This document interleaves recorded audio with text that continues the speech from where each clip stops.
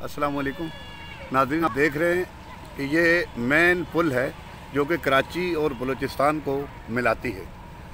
और मैं तो एक आम शहरी हूँ, मेरा यहाँ से गुज़र हुआ तो मेरी नज़र पड़ी कि ये देखें कि पुल के नीचे जो इसके पुश्ते लगे हुए हैं, पिलर जो हैं, ये बिल्कुल टूटने के करीब हैं।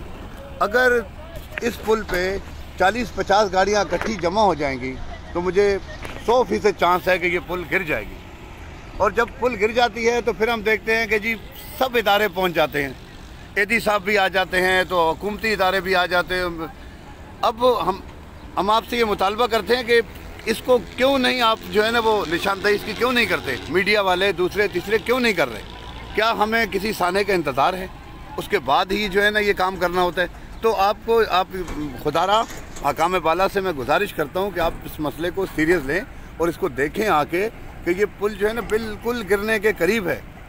खुदारा ऐसा ना हो कि 50-60 कीमती जाने ज़ाया और फिर आके ये काम हो तो फिर कुछ मुनासिब नहीं होता।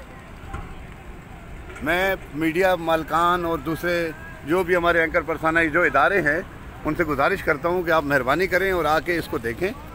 ये मेन हब चौकी पुल, उसके नीचे ये जो पानी जा रहा है जहाँ से, ये जो पिलर है नीचे, ये देखें आप इनको कि बिल्कुल खस्ता हाल हैं और टूट चुके हैं, टूटने के करीब हैं। मेरी तमाम हकाम से गुजारिश है कि बराए मेहरबानी इसको फ़ौरन इस पे काम किया जाए।